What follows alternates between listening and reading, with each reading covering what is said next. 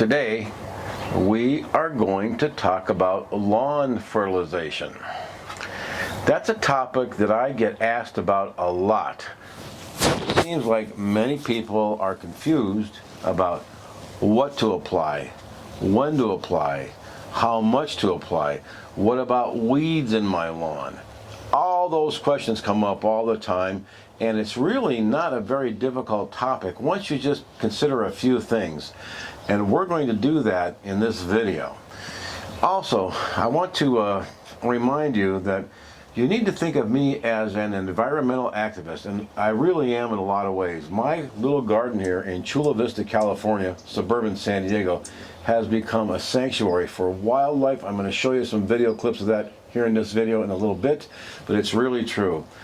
I don't preach what you should do or what should be banned or which cars that you need to drive or if you should ride a bus or a bicycle to work.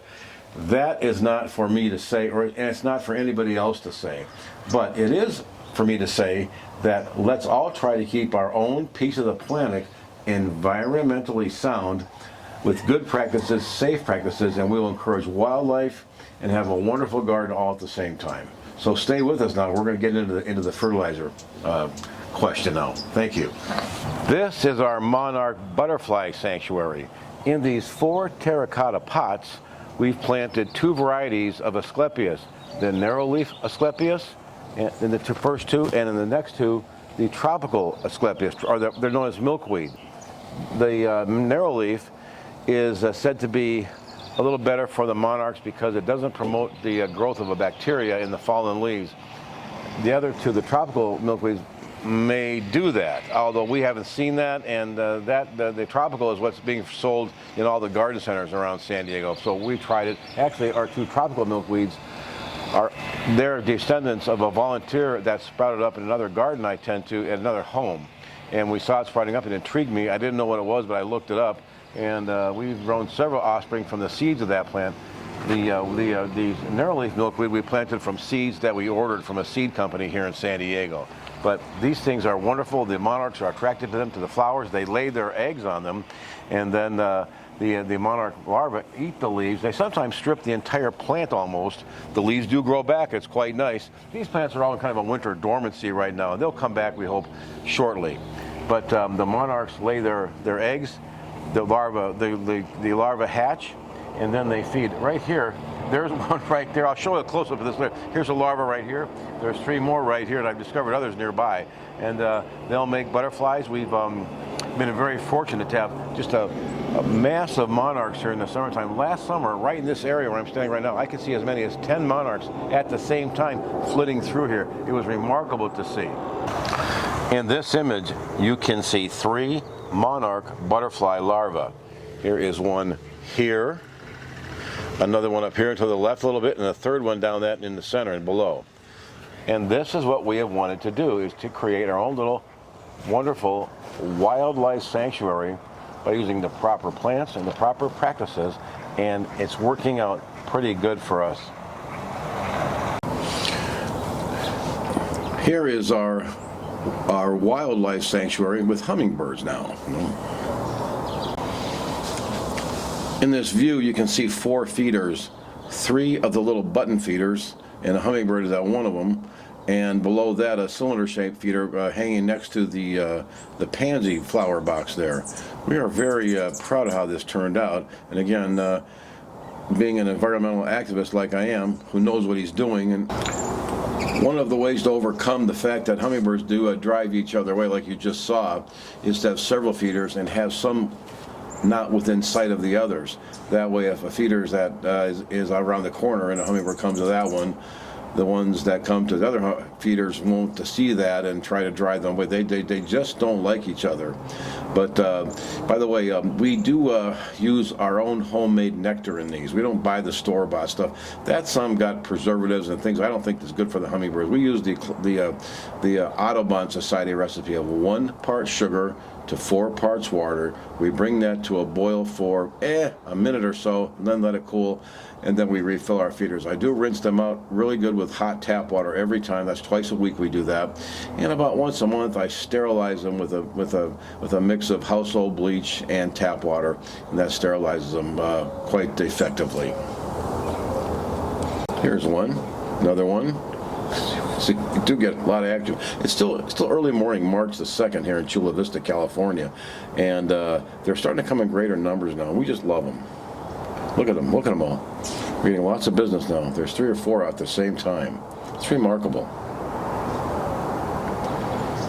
The hummingbirds often land on our milkweed plants, the Asclepias varieties. We have 2 back there, which have become a monarch nursery for us, monarch butterfly nursery. It's remarkable to see the amount of monarchs that we feed, hatch, and develop into adults.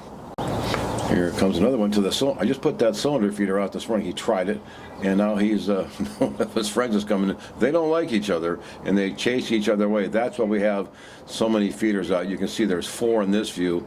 There's 3 more next to over our patio to the right, and there are 3 more behind me, where I'm standing right now off our front door. What prompted this video was the fact that I saw on the website of a major U.S. retailer some very erroneous information about how much fertilizer to apply to your lawn and when. The amount that they recommended in their website, on a little map they show, I'll show you that in a moment here, but it's off by 100 times. If you went by their map, you would apply 100 times more fertilizer than should be applied. And in other words, they were saying that you should apply 1 to 2 pounds per square foot. That's ridiculously off. That would mean if you had a 5,000 square foot lawn, you would apply 5,000 to 10,000 pounds of fertilizer to your lawn every year. That, again, that's on the face of it, it's ridiculous. I don't think that retailer's website did that intentionally. I think it was just a typo. But it's on the website, and there you have it. It also gives some erroneous information about when to apply fertilizer, and we're going to cover that too. By the way, I'm not going to name the company whose website this is on because I don't want to embarrass them. I have sent them an email explaining that my concerns, that they need to change it. I think what they meant to say was not 1 pound per square foot, but 1 pound per 100 square feet, because that number works out. But 1 pound per square foot is 100 times more than 1 pound per 100 square feet. So I think it was nothing more than a typo, but the fact that it got put up on the website shows me that, as is common with gardening information, especially with fertilizing and pesticide application, there's a lot of just people who don't know what they're talking about and or don't know what numbers to use and so forth. So again, I have notified the company via an email. I actually spoke to the person to whom I sent the email, and she said that she sent it up the chain. However, I did see this morning that web link is still live. You can still get to it. However, I don't see it on the company's website where you can go into their gardening pages and get to that map anymore. It might be, but I didn't find that. So that's a good thing. Maybe they've sort of de-linked or taken that page up, but the page is still there if you have the link, which I have.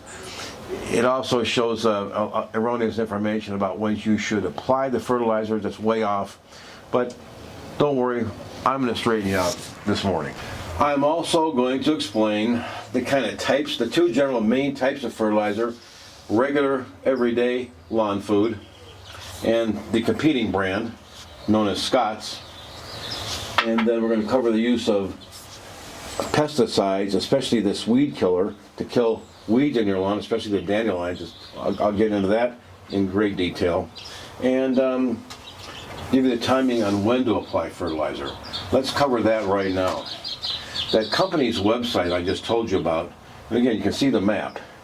They said in that map to apply fertilizer in the early spring in the cool season area. That's not enough. They also said to apply a fertilizer with slow release nitrogen. That's hard to find now, including at that company. I visited one of their stores recently in the last few days, and they don't sell any lawn fertilizer at all with slow release nitrogen. So there you have it. And You have to make sure that you apply fertilizer often enough, since most of it's is not slow release, and that's very important. When do you apply fertilizer? When should you apply lawn fertilizer? It's very easy to remember the timing when you consider or remember the acronym EMIL, E-M-I-L, E-M-I-L. E stands for Easter. If you live in an area where cool season grasses grow, you know, the northern states, the northeastern states and so forth, where you grow a lot of bluegrass and some fescues, Easter, or right around Easter, is a good time to apply your first fertilization. What we are striving for is to do 4 fertilizer applications per year. You'll see this sold as a package deal in a lot of retail stores. The four bags they want to sell you in one purchase. That's fine if you want to do that. I don't do that, but you can if you want to. So again, Easter being the first one. Sometime in April, you apply the first dose of fertilizer, the first application of fertilizer to your lawn, following directions, of course. The second dose, the M, is Memorial Day. That's when you would put down the second application. The third dose, I, in our E-M-I-L-I, is Independence Day, or the 4th of July. That's a good time to apply an application in the midsummer, especially if you need to treat insects in your lawn. And if you live in an area where there's a lot of rain, or has been a lot of rain, or you irrigate your lawn might need another dose of nitrogen at that point. The final dose of fertilizer would be the L, E-M-I-L, is Labor Day. Apply the 4th application around Labor Day, and that'll give your lawn the nutrients it needs to winter up and get through the winter and come out the following spring nice and strong. So remember, E-M-I-L, EMIL, Easter, Memorial Day, Independence Day, and Labor Day. So let's take those one at a time. E-M-I-L, the first application, Easter. That's when, if you have had a problem with crabgrass, you could apply a lawn food with a crabgrass preventer. I don't know of many any bag products that have a crabgrass killer in them, but the crabgrass preventer contains a pre-emergent herbicide which prevents those crabgrass seeds from last fall from germinating in your yard this spring, so you won't have the problem. A good rule of thumb to remember, the last date you should apply that first application with crabgrass preventer is that you need to do it before forsythia blooms. You know, the yellow shrub forsythia that grows in the eastern states. Do it before the forsythia blooms, and then it won't be too late. If you do the application of crabgrass preventer too late, the crabgrass seeds will have already germinated, and the preventer won't do any good at that point. So keep that in mind. How much fertilizer should you apply? Well, there's a few things you need to know about your own lawn before you apply any fertilizer. Number one is, how big is your lawn in square feet? That's an important number to know, because most lawn fertilizers are sold in bags that cover 5,000 square feet, 10,000 square feet, or 15,000 square feet. If your lawn is somewhere in between, then you have to buy bags and extrapolate, or I guess interpolate how much. In other words, if you had a 7,500 square foot yard of lawn, you would probably buy 2 5,000 square foot bags and apply all of one and half of the other, or just put a little bit less down. Don't ever apply more. It's better to go less and then maybe do a second in between application.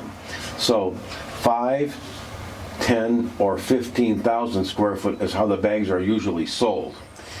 If you are unable, or if you don't know how big your lawn is, and if you don't know how to calculate, and if you are unable to calculate how big it is, you definitely should not be applying lawn fertilizer. You should probably call in a pro or do some more research, but don't go applying fertilizer to your lawn willy-nilly. That's going to not do you much good. It might even harm your lawn and harm fish and wildlife and maybe your kids, I don't know.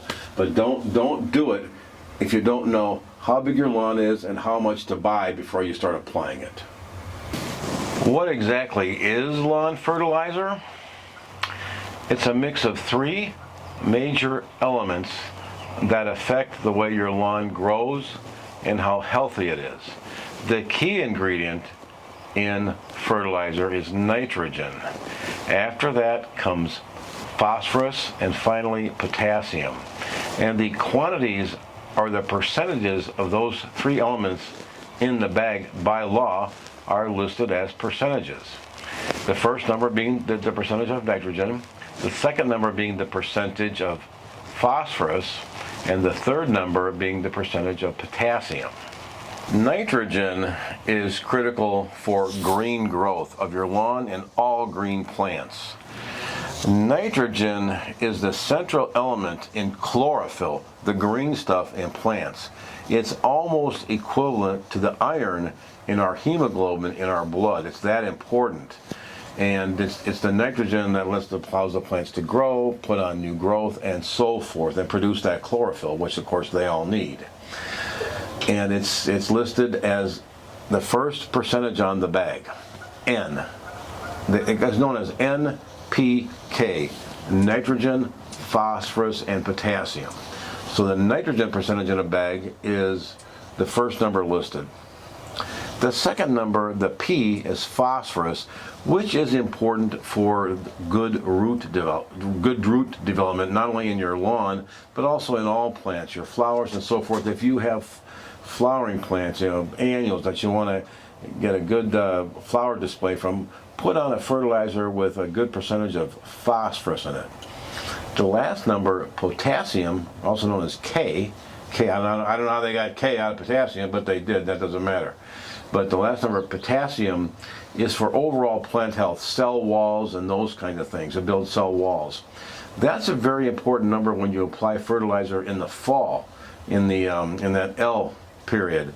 That it helps to build good, strong plants that'll make it through maybe a tough winter. So there you go, N, P, K, nitrogen, phosphorus, and potassium. Also, keep in mind that the EMIL, E-M-I-L, those numbers probably are easily plus or minus 30 days. You can put down your fall fertilizer in a lot of areas of the Midwest that aren't as cold as, say, northern Minnesota. You can apply that as late as Thanksgiving and be just fine. So don't worry, you don't have to hit those dates right on. You got plus or minus really 30 days in most cases.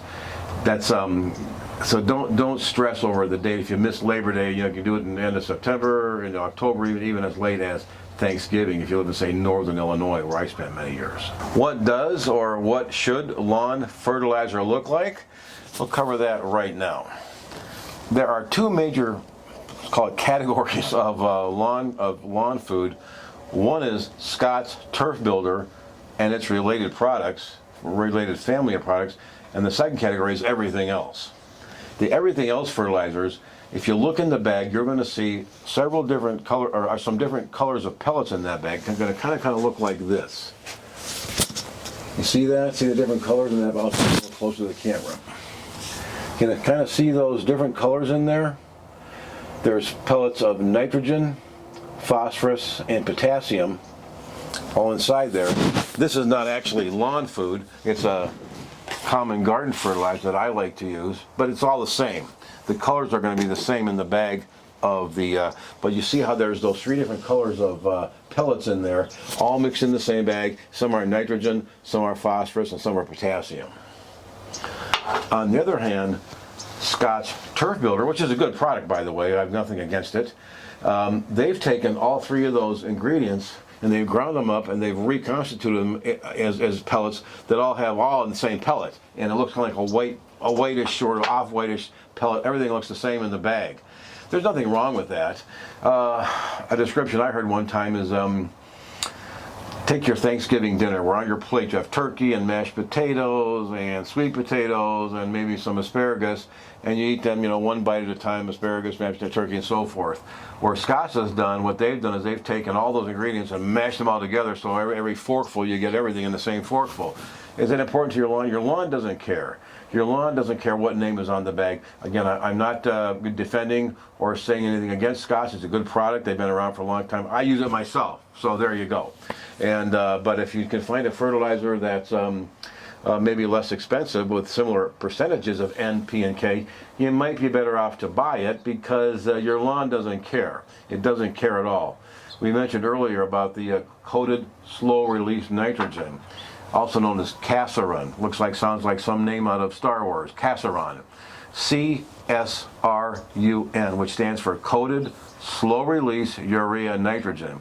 That's very expensive to make, and so not a lot of. It's very hard to find a consumer lawn fertilizer that has any of it. Remember that map I told you about earlier? They say to use a fertilizer with slow-release nitrogen. Again, they don't even sell any. So, you're going to have a hard time finding that probably, but don't worry about it. You can just apply fertilizer more times throughout the season and you'll do just as well. So here is most fertilizers with the different colored pellets in the bag. And then of course there's Scotch that all has a white kind of granular thing that they've reconstituted all this and then put it all in the bag all at once. I am going to cover a little bit about how much fertilizer to apply. I don't want to get too deep into the math here because it might confuse some of the viewers. But here is a good rule of thumb. An actively growing lawn, in other words, April through September or October in many areas of the country, an actively growing lawn needs about 1 pound of actual nitrogen per 1,000 square feet per month. Does that sound confusing? Well, I'll simplify it for you. A bag of Scotch fertilizer, Turf Builder, is roughly 30% nitrogen in a 12.5 pound bag. It varies, that percentage varies from one area of the country to another, but it's roughly 30%. 30% of the 12.5 pounds is going to equal about 3 3/4 pounds, or just under 4 pounds of actual nitrogen. Just under 4 pounds of actual nitrogen. And they say that bag covers 5,000 square feet. So that's a little bit light according to that formula of 1 pound of actual nitrogen. So based on the formula I just told you, that bag might be better to just do 4,000 square feet. But it's close enough. Don't worry about that little bit out there. Your lawn isn't going to care. The other two main elements in the bag, the phosphorus and the potassium, I don't know of any rule of thumb on how much to apply, other than the fact that the percentages in the bags that you're going to be able to find in the stores is okay. Keep in mind something that's changed in the last few years is I think the EPA has been trying to discourage too much phosphorus being put on any kind of agriculture or lawn or garden situation. Phosphorus can get into the streams and the lakes and cause some problems. Mostly it's just, I think, promoting the growth of algae and some water plants that tends to clog those things up, although I'm not certain about that. But the big element you want to be concerned with is the nitrogen. That's what your grass needs to grow. If you bag your clippings and get rid of them, and if you water your lawn and bag your clippings, you're going to be getting rid of a lot of green growth by carrying out your clippings, and that's why you need to add nitrogen to replace that. Every bag of clippings you hauled out is nitrogen outgoing, and you need to replace that with incoming by further applications of fertilizer. How should you apply fertilizer? What tool do you use for that? That's very important. Very important. I strongly recommend that you use a broadcast spreader. They have those little hand cranky ones that spread it, in a 10-foot wide swath. And they also have the walk behind that you push. Drop spreaders that also spread it in a 10 or 15 wide swath. That way you spread a lot of fertilizer over a wide area very quickly, and you can be done quickly. It also gives you very nice even coverage. I don't recommend a drop spreader. A drop spreader is where all the fertilizer drops straight down from the spreader and goes in a path only as wide as the spreader itself. The risk there is, if you put too much down, if the application comes out too strong from the spreader, you might burn your lawn. I'll show you a photograph of that I saw. And you get those stripes, those green stripes in your lawn. That's from almost always from drop spreaders, and you get a problem with that. So I recommend, if you have a small lawn, say 1,000 square feet or less, get the little hand cranky spreaders like you see everywhere. Or if for a bigger lawn, get the walk behind broadcast spreaders, and you'll do well.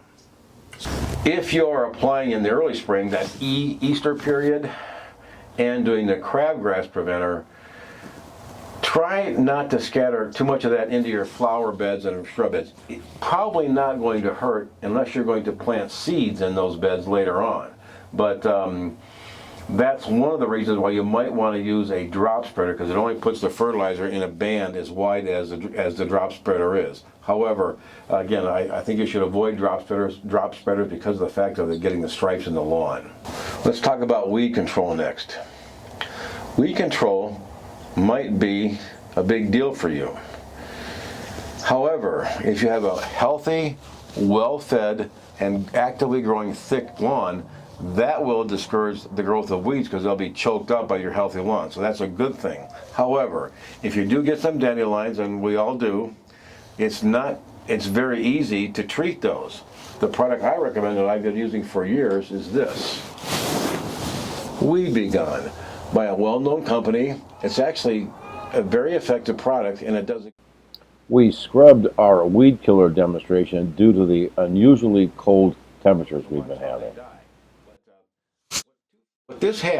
What Weed Be Gone has, the active ingredient in Weed Be Gone is a chemical called 2,4-D, which is shortened for a long name that's this many syllables long and very difficult to pronounce. 2,4-D was invented around, I think, World War II. And what it does is when it falls on the weed, they die. How does it work? It's almost magical. 2,4-D works like this. It affects only the broadleaf weeds and not your turf for this reason. The little droplets, when you apply 2,4-D, when they land on a weed, the weeds have widely spaced veins like this. And so the droplets of the herbicide can get in between those veins and make contact with the susceptible tissue on the weed and then kill the weed. Grass veins, however, are parallel like this, very close together. And the droplets of the herbicide actually ride on top of those veins, and they don't touch the susceptible tissue in between, and that's how it works. It's a physical thing. Weeds have wide veins, the droplets get in and kill. Grasses have narrow veins, and the droplets can't penetrate down to the actual tissue that might be susceptible. So that's how it works. But how should you apply 2,4-D? That's also very, very important. You know that we all know that some of the fertilizers, the granular fertilizers in bags, come as a weed and feed in one bag, and that can work okay. I don't recommend it, but it can work okay. I prefer to use a liquid 2,4-D, and for spot treating, like I'm going to do today, this little trigger bottle works pretty good. But for a large area, I use the hose end sprayers. And when you use a hose end, you can cover the entire lawn very quickly. Be sure to walk backwards and not walk through an area you just sprayed, so you're not walking through a lot of spray. So you're not walking through an area with a lot of freshly sprayed 2,4-D on it. If you do, keep in mind 2,4-D is not particularly dangerous, depending on how you define that. Its level of EPA concern is it has the caution level. Can you see that? That is the lowest level of concern put out by the EPA. It's not particularly poisonous to you or me, but you still don't want to take chances. Another advantage to using a liquid form of 2,4-D or Weed Be Gone or related products is that it covers the weed entirely as a liquid. The weed and feed that comes out of a bag, there's a little pellets in there, and it's like sprinkling, like salt on the back of your hand. If you shake it, it might fall off and you lose the effectiveness of it. Whereas the liquid 2,4-D is going to cover that weed stand and get absorbed in. However, if you choose to use a dry weed and feed combination in the same bag, here's what you need to do. You need to first just mist your lawn off. Mist it off with like a fan sprayer or a hose nozzle. Mist the lawn off, and then leave while the lawn is still damp. Apply that weed and feed, and use a drop spreader, by the way, for that, because you don't want weed and feed getting into your flower beds. But use a drop spreader, and then that moist, damp grass, the pellets of the 2,4-D or the weed killer in the bag will stick to the leaf better and have more chance to get absorbed. Again, I don't recommend drop feeders for the fact that you might get the uneven application and might get the stripes in your lawn. and I don't like using the dry weeding feeds. I find I've had a lot better results with liquid weeding feeds, with liquid weed begun type products, and they work really good.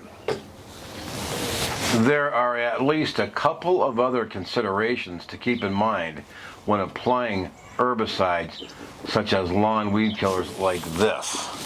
One is it needs to be done during proper temperature range, during a proper temperature range. This product says to apply when temperatures are between 45 and 90 degrees. That's pretty broad. Some say that these type of products should only be applied between 70 and 85. But since their label does say 45 to 90, we can go with that on this one. Or you can use the 70 to 85 degree range if you prefer. Here's why that's important. Below the recommended temperature, in this case below 45 degrees or below 70 with some others, is that in cooler temperatures the weeds are not actively growing as much or actively growing at all, and you need them to be growing a little bit to have the herbicide be absorbed into the tissues to then kill the weed. You don't want it to happen, you don't want to apply when it's warmer than say 80, 85, or in this case 90 degrees. Here's the reason why. Warm temperatures like that might cause drift, evaporation and drift. And the little droplets of the herbicide might drift onto your desirable vegetation and injure it. Probably wouldn't kill it, but it might injure it. You might see some browning of leaves and so forth. So not below, in this case, 45 degrees or above 90, or between 70 and 85, depending on what product you're using. Too cold, the weeds aren't growing actively enough to absorb the herbicide to do their job. Too warm, you might get some evaporation and some drift onto desirable plants nearby. Another very important consideration to keep in mind and instruction to follow when using any kind of a pesticide, especially the 2,4-D herbicides, selective herbicides, you need to apply them at least several hours before any rain, or let me reword that. Don't apply if it's going to rain that day, and don't water your lawn. This product here says to have at least 24 hours before you water your lawn, or don't apply before it might rain within 24 hours. You need 24 hours of time for this stuff to absorb in. See, this stuff does not work through the soil. It works by being absorbed in through the leaf. We talked about how it affects broadleaf weeds because the veins are widely spaced, and the 2,4-D herbicide can make contact with the susceptible tissues. Grasses have very narrowly spaced parallel veins, and the droplets can't make contact with the susceptible tissue.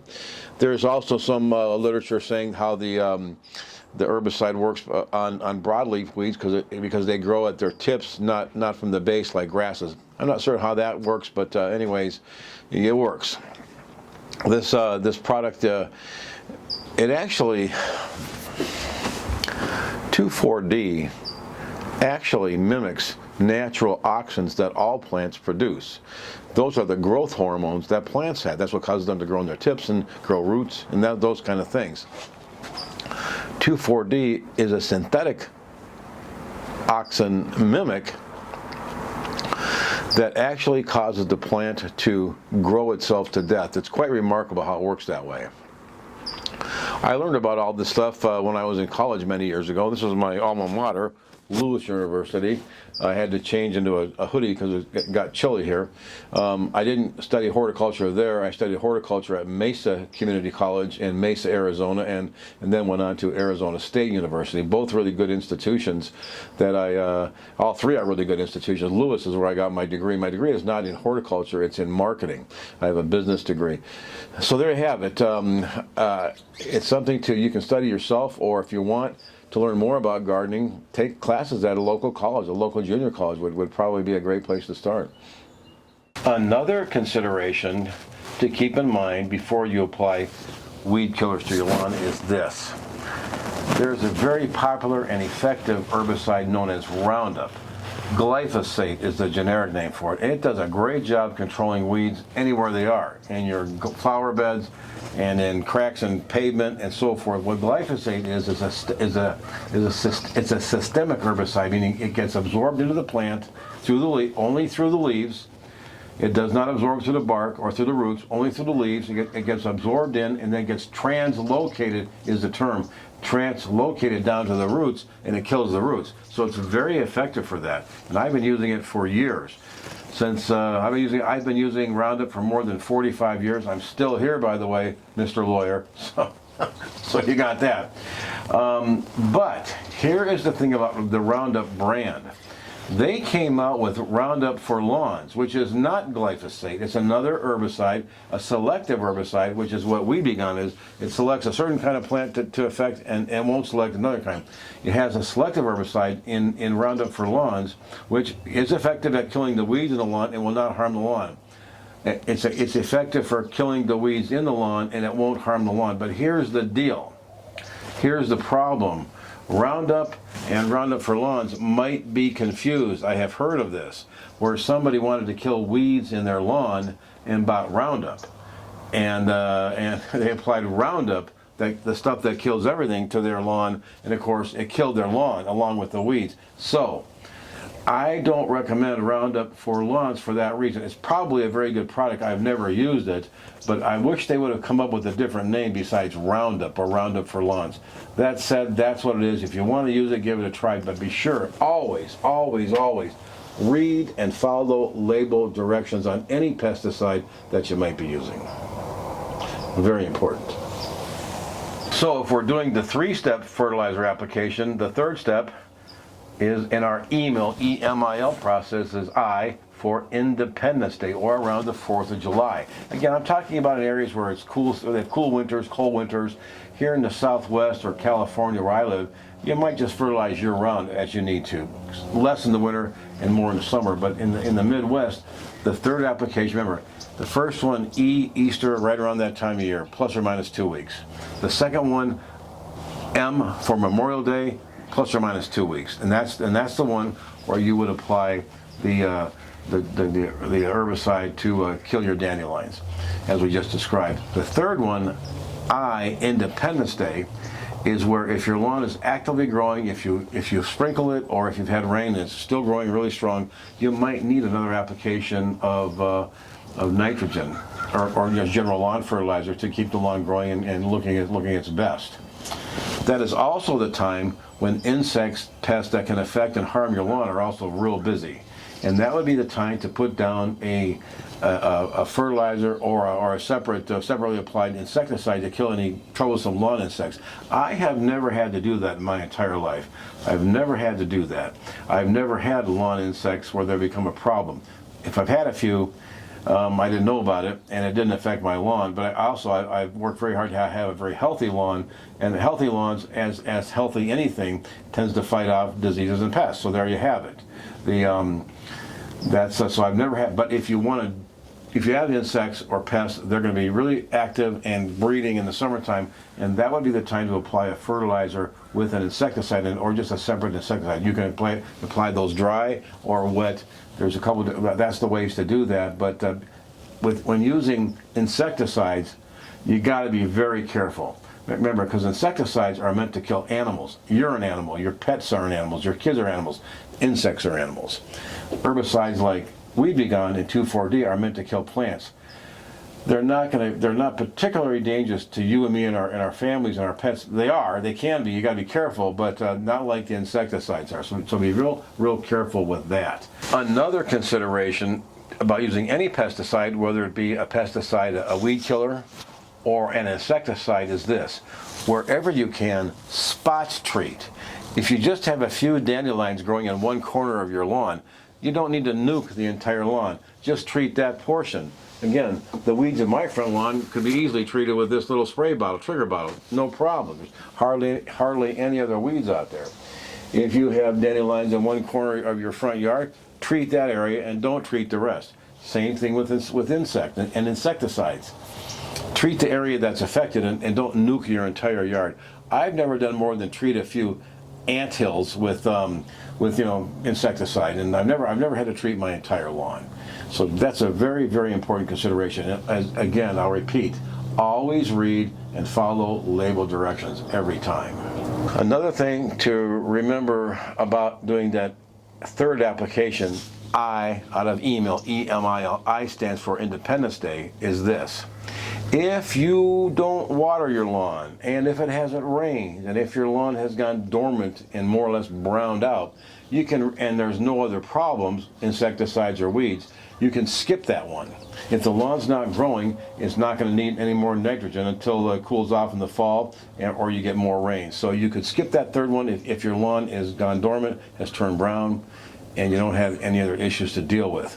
And keep in mind, if you have had a dry summer and your lawn has gone dormant, gone brown, it will come back when the rains resume, or if you start to water.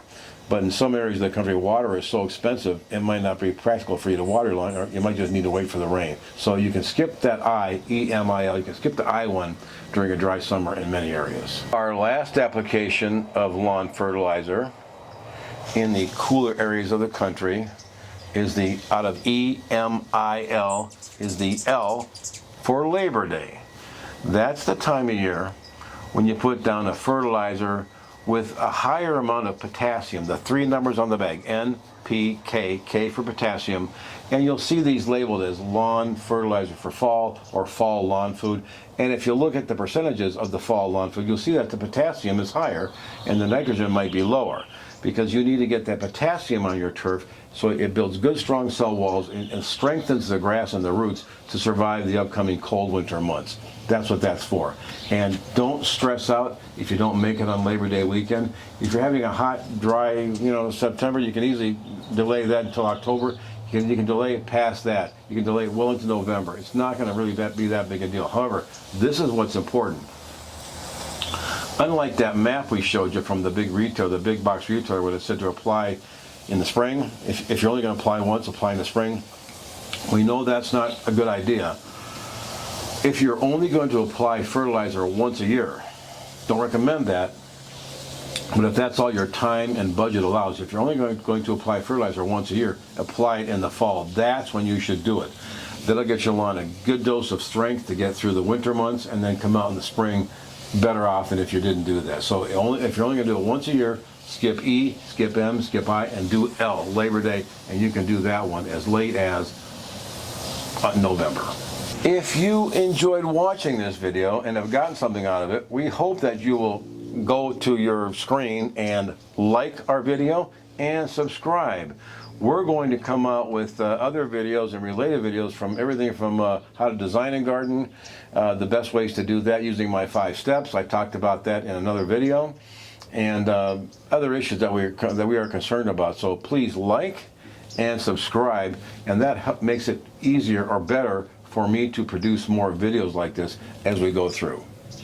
Also, if you think that you or your organization, your garden club, your church group, or any kind of group that's concerned about gardening would benefit by having me come and do a presentation in person, please let me know. We can talk about it. I can go anywhere in the country that we need to, and as long as we do proper planning, yeah, you might enjoy my talks. When I used to give talks at the Chicago Flower and Garden Show about how to produce a wonderful garden at home, people came up to me after it was over with and said that mine was the best seminar I had given at the entire show. So get a hold of me, send me an email, send me a message, and we'll talk about it. Thanks. Here is a sneak preview, a teaser for another video we're going to do soon. We hope you'll watch. We're going to take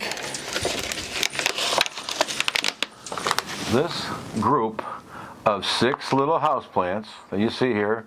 We have pothos and ivy, and they are all in little pots like this. You see that? I take these 6 plants, and we're going to use this empty 5-gallon drinking water jug. This one is glass. I had to search around for it, and I found one. And we're going to do something pretty special.